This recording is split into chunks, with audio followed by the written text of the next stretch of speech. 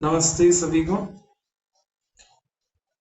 पहले भी पिछली बार के कार्यक्रम में भी आपके 1-2 महीना पहले की बात है, आपके कार्यक्रम में आना हुआ। आदरणीय सुधा बहन जी का हृदय से पुनः धन्यवाद करता हूँ, आपने मेरे को याद किया।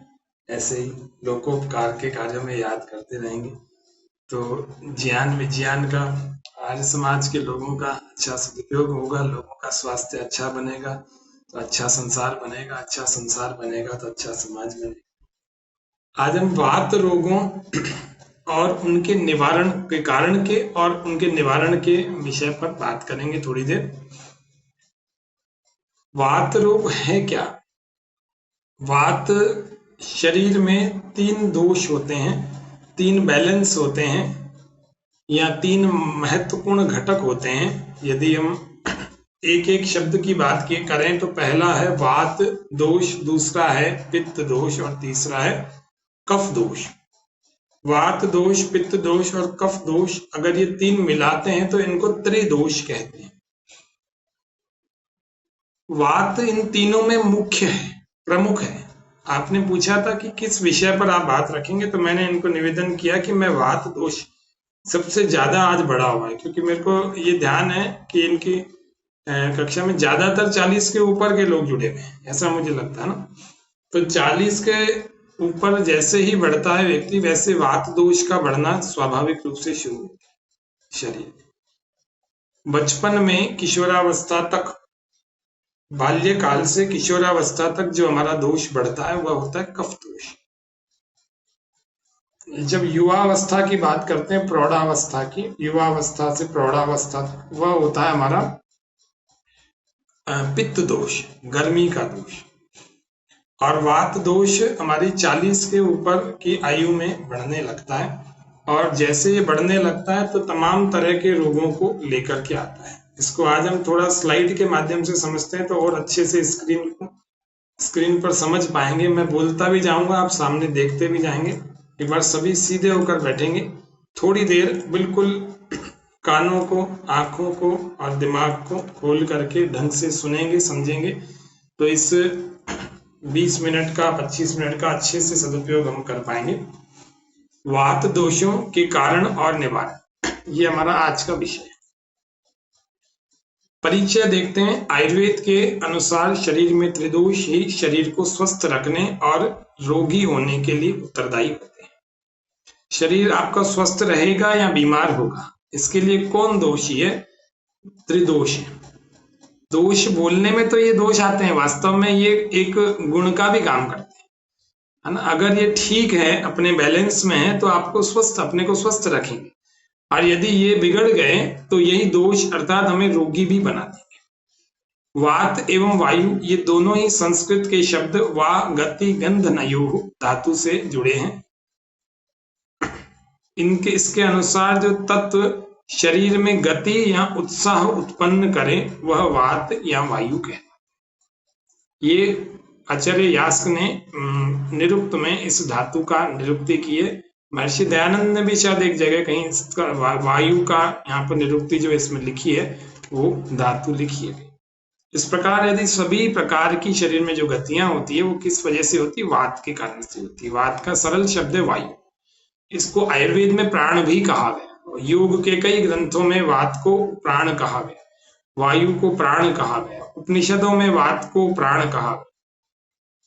शरीर में सभी प्रकार की रोगों की उत्पत्ति में वात का योगदान है, चाहे वो पित्त बढ़ रहा हो, चाहे वो कफ बढ़ रहा हो। दोनों ही चीजों के साथ जब वात क्या होता है, वायु क्या होता है, वायु का स्वभाव होता है, ये योगवाहक है, गतिवाहक है।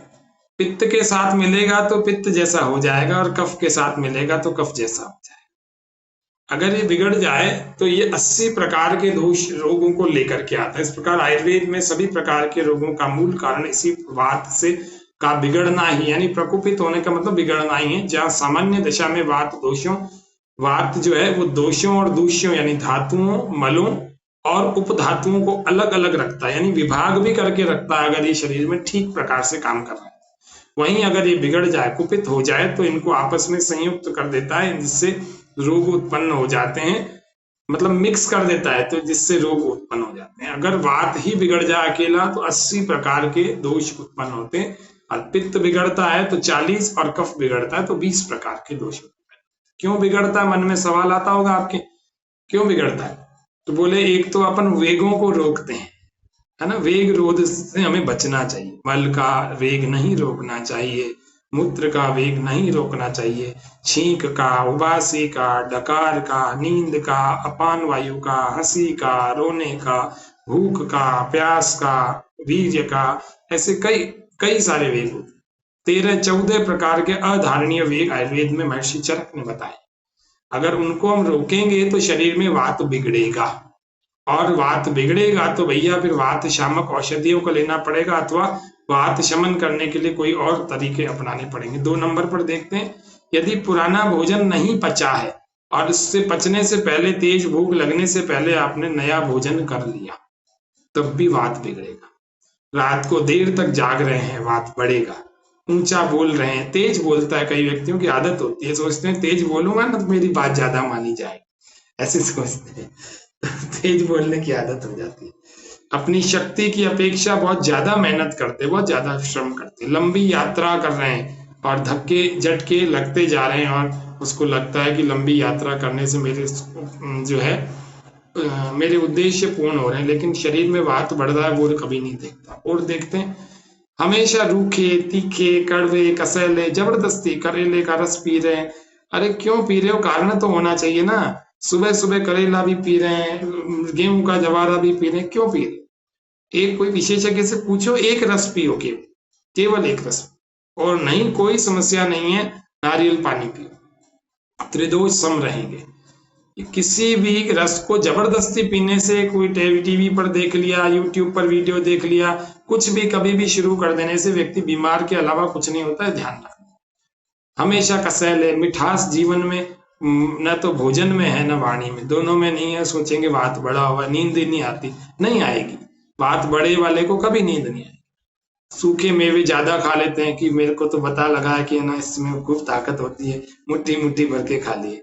ओह, बहुत ज्यादा चिंता कर रहे हैं, मानसिक परेशानी में रहते हैं, हाँ, ज्यादा कामुक हो गए, डर रहे हैं, उपवास ज्यादा रख रहे हैं, अधिक मात्रा में भोजन कर रहे हैं, ज्यादा स्वादिष्ट बन गया तो ज्यादा कर लिया, हाँ, अधिक ठंडा, ज्यादा ठंडा खा लिया, फ्रिज में रखी हुई चीजों को खा लिया, पैक चीजों को खा लिया, बेकरी वाले प्रोडक्ट को खा लिया, जितने प्रोसेस्ड फूड, डिब्बा बंद पेय पदार्थ और खाद्य पदार्थ होते हैं उनको खा लिया, होटलों से मंगा मंगा के खा लिया, पैकिंग करा के खा लिया, प्लास्टिक की बोतल में हमेशा पानी पी रहे हैं, फ्रिज का खा रहे हैं, ये सब वात को बढ़ाने वाले। 12 ही महीने दही खा रहे हैं, ये सब वात, इससे वात बिगड़ जाता है। वर्षा ऋतु में तो बिना किसी कारण के, ये कारण नहीं हो तो भी बिगड़ा जाता है, क्योंकि वर्षा ऋतु स्वाभाविक रूप से वात के प्रकोपित होने का की ऋतु होती है। वात प्रकृति वाले लोगों में अगर कोई व्यक्ति, जैसे देखो 7 प्रकार प्रकृति के लोग बताए गए।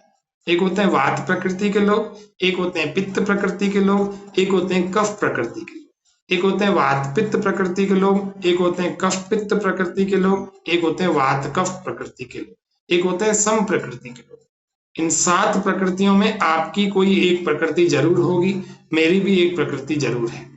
अब अगर किसमें कोई वात प्रकृति का ही व्यक्ति है या वात कफ का है, तो व्यक्ति थोड़े से ही ऐसे काम करेगा जितने पीछे 12 काम हमने लिखे हैं। अगर थोड़े से भी करेगा तो भी वात बिगड़ेगा। कोई केवल पित्त प्रकृति का है, सम प्रकृति का है, तो इन कामों को ज्यादा कर लेगा तो भी उनका वात बिगड़ा हुआ आपको दिखेगा। इसीलिए कभी भी अपने शरीर का कंपैरिजन दूसरे व्यक्ति से नहीं करना चाहिए। परमात्मा ने सबको अलग बनाया है और अपने शरीर को समझना चाहिए। ये नहीं सोचना चाहिए इसने तो ऐसा कर लिया, इसको तो कुछ नहीं हुआ, मेरे को कैसा हो रहा है, ऐसा कभी नहीं सोचना चाहिए। 7 प्रकृतियां हैं, क्या होते हैं लक्षण इसके देखते हैं। अगर ये हो जाए तो शरीर में रूखापन, शुष्कता, अंगों में, शरीर में जकड़न, सुई जैसी चुभने का जैसा दर्द, हड्डियों जोड़ों में ढीलापन, है ना, ताकत ही नहीं रहेगी, कहीं एक जगह स्थिरता से खड़े नहीं हो पाएंगे, हाँ, ऐसा मतलब शरीर में कंपन भी होगा। ऐसे बहुत तरह के लक्षण होते हैं। हड्डियों का खिसकना, हड्डी का टूटना, थोड़ा सा जोर पड़ा और हड्डी टूट गई, कठोरता, बहुत ज्यादा कठोर हो रहा है शरीर, फ्लेक्सिबिलिटी नहीं है, है ना, और और कहते हैं कि अंगों में कार्य करने की शक्ति कम हो गई है, अंगों में कंपन, स्वाभाविक रूप से अंगों में सुन्नपन और सुन्न हो रहा है, शीतलता, शरीर ठंडा पड़ रहा है, कमजोरी, कब्ज, दर्द, नाखून और दांतों का और त्वचा का रंग थोड़ा काला या फीका पड़ना, मुंह का स्वाद कसैला या फीका होना, ये सब लक्षण, और भी लक्षण हो सकते हैं। मुख्य लक्षण ये होते हैं। क्या क्या रोग हो सकते हैं? गठिया हो सकता है, आर्थराइटिस, गाउट भी कहते हैं जिसको, पुराना आर्थराइटिस होता है, osteoarthritis, rheumatoid arthritis, bursitis, lupus, है ना, और टेंडनाइटिस और ऑस्टियोपोरोसिस, है ना, ऑस्टियोपीनिया, हड्डियों का खोखला हो जाना, हड्डियों का पतला हो जाना, ऐसी बहुत सारी रोग हो सकते हैं। वात रहता कहाँ है शरीर में कहा जाए तो वैसे तो कार्य की और स्थान की दृष्टि से शरीर में 5 प्राण होते हैं, वात, प्राण, अपान, व्यान, उदान, समान, है ना। 3 प्राणों की तो अपन हवन करते समय आहुति भी देते हैं, नहीं देते हैं क्या? भूरग्नये प्राणाय स्वाहा, भुवर्वायै अपानाय स्वाहा, सुरादित्याय व्यानाय स्वाहा, ये 3 तो प्राणों की आहुतियां देते हैं। यही आयुर्वेद में 5 प्राणों के नाम से कही गई हैं, उपनिषद में भी कहीं कहीं स्थान पर आती हैं, तैत्तरीय उपनिषद आदि आदि में कई स्थानों पर प्राण का वर्णन आता है। ये कहते हैं शरीर में रहता का है, मूल स्थान का आयुर्वेद कहता है कि इसका मूल स्थान है पक्वाशय, आंत, आंतों के अंदर। अन्न में 2 भाग होते हैं, एक होता है सार भाग जो आपके शरीर को लगता है, जिसमें पोषक तत्व, विटामिन, बहुत सारी चीजें होती, खनिज, उसको शरीर को ताकत के लिए लगना होता है। और दूसरा होता है मल भाग जो वेस्ट मटेरियल होता है, वो आंतों और बड़ी आंत के द्वारा धीरे धीरे एनस और एनस के द्वारा बाहर निकल जाता है, रेक्टम एनस के द्वारा। तो वहां पर जब वात उत्पन्न होती है, वो वाली वात दूषित वायु होती है, वही शरीर में अधिक से अधिक बन करके शरीर में वात दोष को बढ़ाती है। क्या उपचार किया जाए? मन में विचार आ रहा होगा। बोले यहाँ पर वात का प्रकोप है, उन सारे कारणों को दूर करो। पिछले जो 12 कारण बताए थे, पहले उन कारणों को ठीक करना पड़ेगा। आयुर्वेद में कहते हैं पहले कारण का निवारण करो, फिर बाकी दूसरी बातें करने की जरूरत ही नहीं पड़ेगी अगर कारण का निवारण। तो पहला तो है पिछले कारणों को दूर कर दिया जाए। दूसरा, वात विरोधी खान पान को शुरू करें। कैसे? औषधियां भी हैं, कुछ साधनों का प्रयोग कैसे कैसे करें, उनके करने से वात शांत हो जाता है। इसके अतिरिक्त वात को जो अपने खुद के गुणधर्म है वात के, उनसे विपरीत चिकित्सा करनी चाहिए। आयुर्वेद में डिटेल में अगर देखते हैं तो वात रुक्षता लाता है, वात के और 7-8 गुण होते हैं। उन सभी गुणों को यदि देखा जाए तो उन सब गुणों के ठीक विपरीत चिकित्सा करें। कैसे करेंगे? सबसे पहले स्नेहन करें। स्नेहन का मतलब अलग अलग स्नेह पदार्थों का प्रयोग करें, जैसे घी लिया, तेल, है ना, वसा, इस तरह की चीजों को लेंगे तो हड्डियों में ल्यूब्रिकेशन आएगा। जैसे ल्यूब्रिकेशन आएगा तो शरीर में वात की प्रकृति कम हो जाएगी, वात का शमन हो जाएगा। गर्म जल से स्नान करें, जिनको जोड़ों में दर्द है, ठंडे जल से स्नान नहीं करना। गर्मी में 2-3 महीने छोड़ दो, जुलाई से थोड़ा गुनगुने पानी से स्नान करें। एनिमा देंगे, पक्वाशय को खाली करेंगे। पक्वाशय छोटी बड़ी आंत को जब तक खाली नहीं करेंगे तब तक वहां का यूरिक एसिड नहीं दूर होगा, यूरिक एसिड निकलेगा नहीं, तब तक आपका वात शमन नहीं होगा। ये कारण की बात कर रहा हूँ। स्वेदन करें। स्वेदन जैसे आपने सुना होगा, एक स्टीम बाथ होता है ना, स्टीम बाथ के एक चैम्बर में बिठा देते हैं, अंदर पसीना निकलता है। मई जून को छोड़ करके अपने को, अप्रैल मई जून को छोड़कर स्वेदन हमें करना चाहिए। घर में ही आप ला सकते हैं, अभी थोड़ी देर में इसका फोटो दिखाऊंगा कैसे अपन कर सकते हैं घर में। गर्म जल से वात, जैसे कुछ काढ़े आते हैं आयुर्वेद में, जैसे पीड़ांतक का क्वाथ आता है, महारासनादि क्वाथ आता है ना, निर्गुंडी क्वाथ आता है, एक क्वाथ जिसको हम कहते हैं पारिजात क्वाथ, जिसको हार श्रृंगार कहते हैं, वह क्वाथ आता है। ये चारों क्वाथ बाजार से लाओ, 4 नहीं मिले 3 लाओ, 3 ना मिले 2 लाओ, 2 ना मिले 1 लाओ। एक कोई सा भी क्वाथ ला करके उसको पानी में उबालो और उस उबले हुए पानी से नहाओ, है ना। उसको भगोना भर के उसमें 5-7-10 चम्मच डाल दो, उबालते रहो, उस भगोने को पानी की बाल्टी में डाल दो, उस पानी से रोज नहाया कर। इसको कहते हैं स्वेदन या सेक। और जहां जहां दर्द है शरीर में, वहां पर ठंडे और गर्म की सिकाई करें। ठंडे पानी की थैली मिल जाती है, उसमें बर्फ डालकर, और गर्म जल की थैली, इन दोनों से 3 मिनट ठंडे का सेक और 2 मिनट गर्म का सेक। 3 मिनट ठंडे का, 2 मिनट गर्म का, 3 मिनट ठंडे का, 2 मिनट गर्म का, ऐसे 5-5 मिनट के 3 सेट, यानी 15 मिनट सुबह करें, ऐसे 15 मिनट दोपहर में, 15 मिनट शाम को, ऐसे करके 3 बार यदि आप थेरेपी करेंगे, 45 मिनट पूरा दिन में देना हो जाएगा। 24 घंटों में ये 45 मिनट करेंगे, जहां पर दर्द है वहां पर आपका वात का शमन हो जाएगा। ये प्राकृतिक चिकित्सा भी साथ ही साथ बताता जा रहा हूं। फिर कह रहे हैं ऐसे काढ़े के टब आदि में बैठ भी सकते हैं थोड़ी देर, जहां जहां दर्द है उन अंगों को डुबो दें, अथवा वैसे भी बैठ जाएं। गर्म पदार्थों का प्रयोग करके पसीना लाएं। अभी गर्मी में तो चलो गर्म पदार्थ अपन नहीं लेते, लेकिन वैसे बता रहा हूँ, मृदु विरेचन अर्थात स्निग्ध मतलब मीठे विरेचन लें। एक विरेचन चूर्ण आता है बाजार में, आयुर्वेद की दुकान पर जाएंगे तो स्वादिष्ट विरेचन चूर्ण लिख लो, स्वादिष्ट विरेचन चूर्ण, है ना, स्वादिष्ट विरेचन चूर्ण मिलेगा। उसको जैसे ही आप लेंगे, सुबह खाली पेट लेवें या रात को लेवें, गुनगुने पानी से 1 चम्मच ले लेंगे, 1 से 1.5 चम्मच, उससे विरेचन होगा और पक्वाशय का जितना गंदगी मल रखे जमा है कई वर्षों से, कई महीनों से, वो सारा बाहर निकल जाएगा। जैसे ही यूरिक एसिड खत्म हो जाएगा, कम हो जाएगा शरीर से, वैसे ही दर्द आपका ठीक होने लगेगा, अपने आप वात का शमन। इस प्रकार के लवण, अम्ल, खट्टे, लवण आदि रस के द्रव्यों से तैयार औषधि से हल्का विरेचन करना, इससे मल बाहर निकला। इसका मैंने आपको नाम ही बता दिया। रोग वाले अंगों पर पुलटिस बांधे। अलसी आपने सुनी होगी, अलसी के दानों को पीसकर, बीजों को पीसकर उसकी पुलटिस बनाए, थोड़ा आटे में डाल लेंगे, उसकी पुलटिस बनाए। जहां जहां आपके दर्द है वहां पर थोड़ी उसमें हल्दी डालें और अजवाइन को पीस कर डालें और अलसी को पीसकर, ये 3 चीजों को पीसकर थोड़े से आटे में पुलटिस गरम गरम बांधें, जहां पर दर्द हो रहा है उसकी पट्टी बांधें ऊपर और रात भर बंधा रहने दें। एक और प्रयोग हमने करवा के देखा, सैकड़ों लोगों पर करा के देखा। जो अमरूद होता है, अमरूद के पेड़ के कोमल कोमल पत्तों को ला करके उनको पीस करके अच्छे ढंग से मिक्सी में, और उनके पत्तों की पेस्ट बनाकर पानी में, और उसके पत्तों को बांधा गया, ऊपर पट्टी बांध दी, रात भर, सुबह तक अच्छा खासा दर्द में फायदा हो जाता है। 10, 15, 20 दिन कर लीजिए, है ना। एक सहजन होता है, सहजन के पत्तों को आप ला करके उसको सुखा करके उसको पीस लीजिए, और उस सहजन के पत्तों का चूर्ण जो है आधे से 1 चम्मच प्रतिदिन लीजिए। बाजार में मोरिंगा पाउडर के नाम से खूब बिकता है, और आप चाहे तो घर में भी कर सकते हैं। और क्या करना, ऊपर दूसरी लाइन में देखो, पदाघात। पदाघात यानी सुबह सुबह उठ करके जानू शक्ति विकास कम करवाते हैं। सुधा जी हमारे कक्षा में आते हैं, सुनीता जी भी आते हैं, और भी बहुत सारे लोग आते हैं। पदाघात यानी विपरीत चाल। विपरीत चाल यानी एक बार पैर पीछे करें, एक बार आगे की तरफ किक मारे, एक बार पीछे करें, एक बार किक मारे आगे। ऐसे ही 15, 20, 50 बार तक एक पैर से और दूसरे पैर से भी ऐसे ही धीरे धीरे रुक रुक करके 10-10 बार करके करें। विपरीत चाल चलें, उल्टे पैर, उल्टे कदम चलें। उल्टे कदम जितने चलेंगे उतना जल्दी आपके घुटने का अथवा जंघाओं का अथवा पैरों का और पिंडलियों के दर्द में आराम पड़ेगा। वातनाशक द्रव्यों का नस्य लेवें, नाक में डालकर ऊपर की ओर खींचें, उनका उबटन करें, उबटन लगाएं, मलें उनको, स्नान करें, संवाहन यानी कि थोड़ा थोड़ा हाथों से अंगों को दबाएं।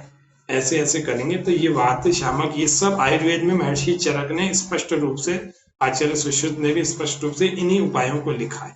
ये कोई भी दूसरे उपाय नहीं है, ये आयुर्वेद से सीधे सीधे निकाले। वात हर औषधियों के काढ़े की धारा को सिर पर डाले, जैसे आपने सुना होगा शिरोधारा, है ना, शिरोवस्ती, शिरोधारा, ये भी वात नाशक होता है। वात शामक औषधियों के आसव और आसव को पिलाए। आसव होते हैं बहुत सारे अलग अलग, पाचक, दीपक, ये सब पाचन शक्ति बढ़ाने वाले, दीपन शक्ति बढ़ाने वाले, जो अन्न को पचाने की क्षमता बढ़ाने की जो जितने चीजें होती है वो सब ऐसी औषधियां होती हैं, उनको जरूर लेना चाहिए। गेहूं, तिल, अदरक, लहसुन और गुड़ आदि को डाल करके जो बनाते हैं खाद्य पदार्थ, ये सर्दियों में इन्हीं चीजों से बना करके आपको लेने चाहिए, ताकि सर्दियों में आपको दर्द परेशानी करे। रोग व परिस्थिति के अनुसार मानसिक उपचार क्या क्या कर सकते हैं। जैसे रोगी की किसी चिंता की वजह से कोई घटना याद करके बैठा है तो उसको डाइवर्ट करें, है ना, विस्मरण कराएं उसकी घटना, है ना, भुलाने की कोशिश करें। अगर किसी एलोवेरा का जूस सुबह खाली पेट लेवें, 5 चम्मच जूस, 5 चम्मच पानी, रात को सोने से 10-15 मिनट पहले भी लेवें। ज्यादा समस्या पंचकर्म कराएं। पंचकर्म में क्या कराना चाहिए, अनुवासन और निरूबस्ती कराएं। पक्वाशय से सारा दूषित तत्व बाहर निकल जाएगा और वात का शमन हो जाएगा। अलसी को अपने दैनिक आहार में शामिल करें। अभी वैशाख का मास चल रहा है, 25 मई तक अलसी का प्रयोग नहीं करना चाहिए, बाकी अलसी का आप प्रयोग कर सकते हैं। अब 25 अप्रैल से 25 मई प्रयोग नहीं करना। और दाना मेथी तो आप ले ही सकते हैं। शरीर में यूरिक एसिड बनने से रोकें। क्या क्या हो सकता है यूरिक एसिड बनने के कारण क्या होते हैं? पहले पहले वे खाद्य पदार्थ जिनमें प्यूरिन ज्यादा होता है। प्यूरिन किस किस में होता है? मसूर की दाल में, उड़द की दाल में, मटर की फली में, सेम में, पालक की साग में, ये प्यूरिन ज्यादा होता है। इनको कम लेवें या ना लेवें। आम न लेवें जिनको वात दोष बढ़ा हुआ है। कोल्ड ड्रिंक्स और चाय कॉफी तो बिल्कुल। इसमें मसूर, उड़द की दाल, मटर में प्यूरिन की मात्रा कम होती है, न्यून होती है। प्यूरिन प्रोटीन का एक ऐसा तत्व होता है जिससे शरीर में यूरिक एसिड की उत्पत्ति होती है।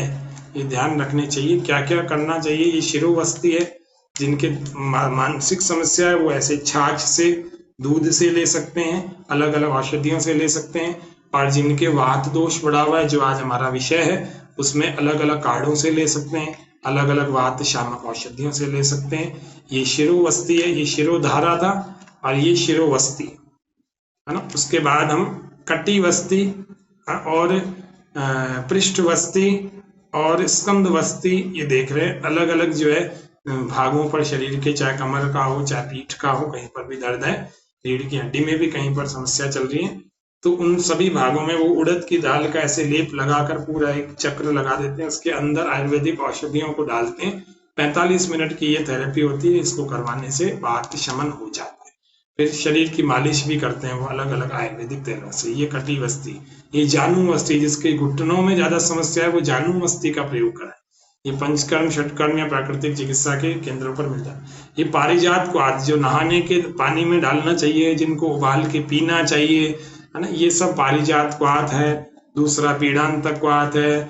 ये आपको स्टीम बाथ दिखाया था, देखो मोबाइल यहाँ भी नहीं छूटा, स्टीम बाथ के चैम्बर में लेके भी मोबाइल। तो स्टीम बाथ हमें लेना चाहिए। अप्रैल, मई, जून के 3 महीनों को छोड़कर बाकी के वर्ष में हम जितने भी महीने हैं उन सभी महीनों में स्टीम बाथ जरूर लें। ऐसा एक, ये आराम से 3-4 हजार रुपए में मिल जाता है, आप अपने घर में लाके रखें। प्रत्येक सदस्य इसमें स्टीम लेवें। 15, 20, 25 मिनट की स्टीम जरूर लेवें। सिर पर ठंडा गीला तौलिया रखें, आंखें बंद कर लें। 15, 20, 25 मिनट की स्टीम होगी, आपकी बहुत सारी बीमारियां दूर रहेंगी। आज के विषय को यहीं पर पूरा करते हैं। सबको धन्यवाद। ओम शांति। बहुत सुंदर। और किसी को कुछ पूछना हाँ, सकते हैं? 2 मिनट है। हाँ जी, किसी को हाँ, कुछ नमस्ते पूछना है? आचार्य जी। ये आर्थराइटिस की प्रॉब्लम में इन दिनों दही खा सकते हैं क्या? नहीं खा सकते हैं, नहीं खा सकते। मीठा दही भी नहीं? देखो मैं बता देता हूँ इन दिनों क्या खा सकते हो, वो पूरा आपको शेड्यूल ही बता देता हूँ। देखो ध्यान से, अभी आज क्या हो गई, 29 तारीख हो गई है ना। तो वैशाख मास के प्रारंभ 24 अप्रैल से 23 मई तक या 25 मई तक मान के चलो, क्या क्या लेना चाहिए। ज्यादा सबसे जरूरी खाना चाहिए जिसमें जौ, सत्तू, दलिया, आटा, ये अन्नों में है। दाल में मोठ, मूंग, चना। सब्जियों में लौकी, कद्दू, ककड़ी, हरा धनिया। फल में, एक बार म्यूट कर दीजिए, म्यूट कर दीजिए आप दोनों। और सब्जियों में हम लौकी, कद्दू, ककड़ी, हरा धनिया। फलों में बेल, संतरा। मसालों में, एक बार ये ललिता जी म्यूट कर दीजिए। फलों में, मसालों में जीरा, सूखा धनिया, पुरानी इमली और मीठा नीम। रस में मीठा और चिकनाई में देशी गाय का घी, मक्खन। और गव्य में दूध, छाछ। ये स्वस्थ लोगों के लिए सारी आहारचर्या मैं बता रहा हूँ। और जिनको दर्द है, इसमें से खट्टी चीजों को, छाछ को हटा लें। अगर फिर भी किसी को छाछ पीने का शौक है तो थोड़ी सी जीरे को सेक करके, थोड़ा सा पिसा हुआ जीरा सिका हुआ वो डालें। और उसको डाल करके यदि आप छाछ आधा गिलास, पौन गिलास तक, पानी ज्यादा हो, छाछ कम हो, इस तरह से जो खट्टा छाछ ना हो ऐसा छाछ लेंगे तो नुकसान नहीं होगा।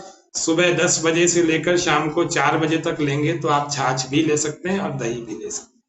इस तरह से यदि लेंगे, और उसके बाद हम चिकनाई में हमने देखा, और अन्य में गन्ना, देशी मिश्री, खस, सौंफ का शरबत, गुलकंद में और इसके अलावा मेवों, सूखे मेवों में मुनक्का, औषधियों में अरंड का तेल, वो भी हमारे पक्वाशय को खाली करेगा। दूध, घी और जल में मटके का जल। ये वैशाख मास में क्या खाना चाहिए, ये सब मैंने पूरी लिस्ट बना रखी है। सुधा बहन जी को भेज देंगे, आपको शेयर कर देंगे, मैंने भेज रखा है वैसे, और चाहो तो आप स्क्रीनशॉट ले लो। और दूसरा, तीसरा है क्या कम खाएं, बहुत कम खाना चाहिए। तो पुराना गेहूं, अरबी, टमाटर, चुकंदर, अदरक, लंगड़ा आम और दशहरी आम, सौंफ, राई, मेथी, अजवाइन, काली मिर्च, खट्टा, नमकीन, तीखा, तिल का तेल, गव्य में लस्सी, श्रीखंड, गोमूत्र, शहद और प्याज। इनको बहुत कम, ना के बराबर या ना लें, और बिल्कुल नहीं लेवे वो ये चीजें बाजरा, उड़द। अगले 1 महीने तक इन चीजों को लेंगे तो बीमार पड़ जाएंगे। ये पूरा स्क्रीनशॉट आप ले सकते हैं। ये सब चीजें हमने आहार वैशाख के अनुसार तय किए, और अगर इसको हम पालन करेंगे तो हम रोगी ही नहीं होंगे, और यदि रोगी हैं भी तो आज के बताए हुए इस वात दोष के उपाय को करके ठीक हो जाए। किसी का और सवाल हो तो पूछ लो, स्वागत है 1-2 मिनट। धन्यवाद आचार्य। सुधा जी लिस्ट भेज देना उस ग्रुप में अपने। और कोई कुछ पूछना चाहता है तो पूछ सकते हैं। आचार्य जी नमस्ते। नमस्ते जी। ललिता तनेजा बोल रही हूँ। मेरे एल्बो के मतलब जो कोहनियां हैं उनकी हड्डियों में दर्द रहता है। अच्छा, और भी कुछ रहता होगा शरीर में? हाँ जी, पेन तो मोस्टली हड्डियों में है ही, कंधे की हो गए जैसे। तो आप ये पीड़ांतक जो क्वाथ बताया ना, इस पीड़ांतक क्वाथ को बना के सुबह शाम पियो। एक पारिजात क्वाथ को या फिर पीड़ांतक क्वाथ को, किसी को भी एक को ले लो, है ना, बाजार से पतंजलि के चिकित्सालय में मिल जाएगा, या आयुर्वेद के किसी भी सेंटर में मिल जाएगा। उसको लेकर के सुबह भी पियो, रात को भी, शाम को भी पियो। 7 दिनों में अच्छा खासा फायदा पड़ जाए पारिजात को। क्वांटिटी कितनी होनी चाहिए? के ऊपर विधि लिखी हुई है, वैसे फिर भी बता दूं। 2 चम्मच काढ़ा लेवें, 2 गिलास पानी, उबालते उबालते आधा गिलास हो जाए तब तक उबालें। जी धन्यवाद। इसके पत्ते ले सकते हैं आचार्य? हाँ, पत्ते भी ले सकते हैं। हाँ, पत्ते भी ले सकते हैं, पत्ते भी। कितने लेने चाहिए पत्ते? 2-3 पत्ते ले लो, बड़े बड़े पत्ते हैं, है ना। 5-7 पत्ते ले लो, छोटे छोटे हैं। फूल भी डालने हैं उसमें? तो मोरिंगा पाउडर खाली पेट लेना चाहिए क्या? है जी, खाली पेट लेना चाहिए, ज्यादा फायदा करता है। नहीं तो खाने के 1 घंटे बाद। नहीं, परिचाज के पत्तों का ये कब पीना है? पत्तों का पानी सुबह शाम दोनों समय। रोज ले सकते हैं? रोज जिनका वात बढ़ा हुआ है रोज ले। उससे दर्द भी ठीक होता है, लेकिन वो पेट थोड़ा सा एकदम गड़बड़ हो जाता है। मैं संतोषदार बोल रही हूँ, मैंने बहुत बार देखा, मैंने पी लिया 4 पत्तों का उसका पानी उबाल के पत्तों को। कोई बात नहीं, आप पीड़ांतक ले लो, उसके अलावा निर्गुंडी ले लो, और नहीं तो महारासनादि ले लो। बहुत सारी चीजें हैं, है ना। महारासना ले लो, नहीं तो वातारी चूर्ण ले लो, है ना। नहीं तो गिलोय सूखी भी मिल जाए, सूखी गिलोय का 2 ग्राम चूर्ण खाली पेट ले लो। मेरी ताजा है गिलोई, मेरी ताजी गिलोई है, लड़ी है पूरा। ताजी नहीं, गिलोय, सूखी गिलोय का 2 ग्राम चूर्ण खाली पेट सुबह सुबह, या तो ये ले लो। और नहीं, हाँ, गिलोय। मैं तो आपको वात शामक के लिए डायरेक्ट औषधि बता रहा हूँ, डायरेक्ट। गिलोय बट्टी तो बहुत समय ले लेगी। गिलोय सूखी हुई का चूर्ण 2 ग्राम सुबह खाली पेट। आचार्य जी गर्मी में भी ले सकते हैं गिलोय बट्टी का चूर्ण? नहीं, गिलोय बट्टी का चूर्ण तो मैं कह ही नहीं रहा हूँ, गिलोय का चूर्ण के। नहीं, गिलोय का चूर्ण गर्मी में भी ले सकते हैं? हाँ, ले सकते हैं, है ना, एक टाइम ले सकते हैं। मेरी पूरी टांग या कमर से लेकर पैर तक। आप पीड़ांतक क्वाथ से नहाना भी और पीड़ांतक क्वाथ को पीना भी। मेरी भी मैं संतोषदार बोल रही हूँ। मुझे दाई टांग में कम से कम 2-3 साल से पीछे साइड में पूरा घुटने के पीछे एकदम ऊपर हिप तक बहुत दर्द, जैसे ज्यादा देर तक बैठ देती हूँ फिर उठ नहीं पाती हूँ, मैं बहुत दर्द होता है वहां पर, ज्यादा भी चलो तब भी दर्द होता है। उत्तर मैं आपको 2-3 वाक्यों में सबको देता हूँ। एक बार आप म्यूट कर लीजिए सभी। देखो अब ये जो वात अपन ने पढ़ा ना, एक शब्द इसका हम अपन ने पढ़ा प्राण। ये वात अपने आप में खुद भी उपचार करता है, खुद भी डॉक्टर है। अगर हम प्राण अर्थात, एक सेकंड म्यूट कर लीजिए, अगर हम प्राण का प्रयोग, वात का प्रयोग अपने डॉक्टर के औषधि के रूप में करते हैं तो प्राणायाम के रूप में करें। यदि आप प्राणायाम करते हैं तो सही विधि समझ लीजिए। अगर हम अनुलोम विलोम करें तो हमारे शरीर में प्राणमय कोश मजबूत होगा, अच्छा मजबूत होगा।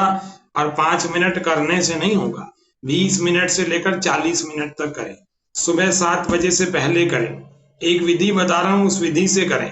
एक हाथ से वायु मुद्रा लगा लें, दूसरे हाथ से आप एक ओर से श्वास भरें, 5 की गिनती में भरें और 10 की गिनती में दूसरी ओर से बाहर निकालें। फिर 5 की गिनती में भरें और 10 की गिनती में बाहर निकालें।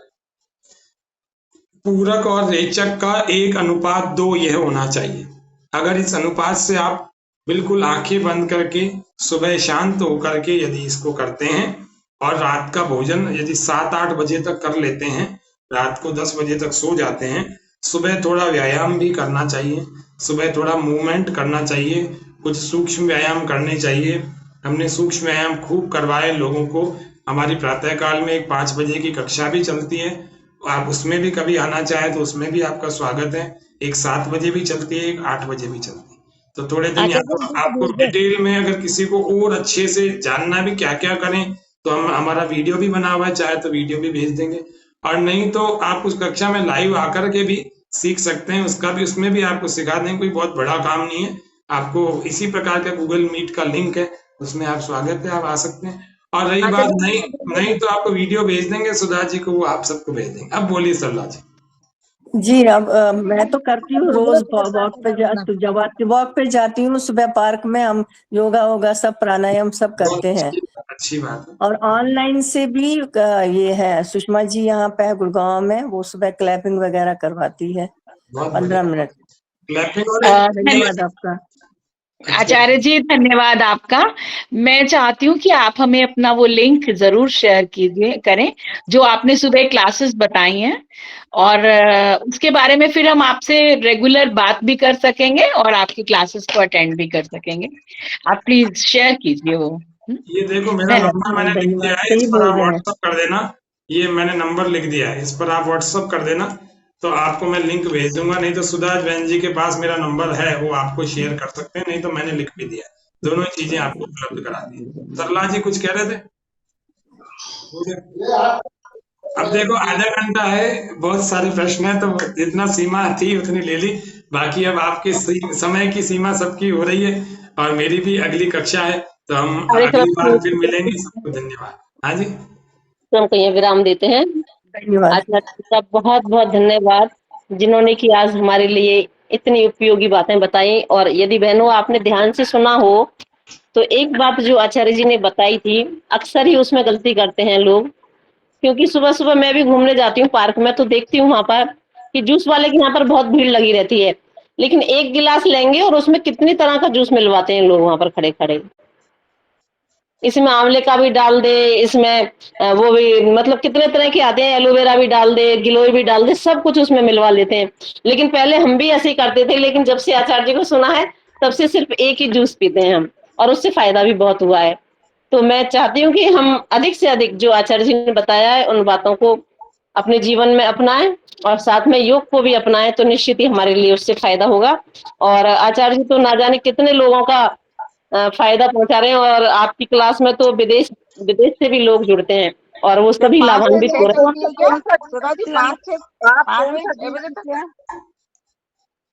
आप बाद में मैं जो भी पूछना है पूछ लीजिएगा, बता दूंगी मैं आपके लिए। छोटी सी देखो कहने से जो रह गई वो आप सबको निवेदन कर दूं। एक बहुत बड़ा कारण हमारी हड्डियों के कमजोर होने का वो है समुद्री लवण। समुद्र का नमक अगर आप लोग नहीं खाते तो बहुत अच्छी बात है, अपनी पीठ पे थपथपा दो। और यदि खाते हैं तो आज से छोड़ दो, आज शाम के भोजन में भी मत डालना। अभी सेंधा नमक डाल करके अभी सेंधा नमक अपने जीवन में आज से ही प्रयोग करना शुरू कर दो, ठीक है। तो ये बहुत बड़ा कारण है आउटू ग्रंथि के शोथ का। जितनी प्रॉब्लम है जो ओवर आयोडीन जाने से हमारी थायराइड ग्लैंड लगभग 90% लोगों की खराब हो रखी है। तो आपकी हड्डियों में भी ताकत आएगी। तो इसलिए सेंधा नमक पर आ जाओ, और वो भी थोड़ा डालो, ठीक है। कौन सा पीना चाहिए? बंद कर चाहिए सुधा जी अब तो बता रही अगले कार्यक्रम में बताएंगे। कर दीजिए क्योंकि अब समय हो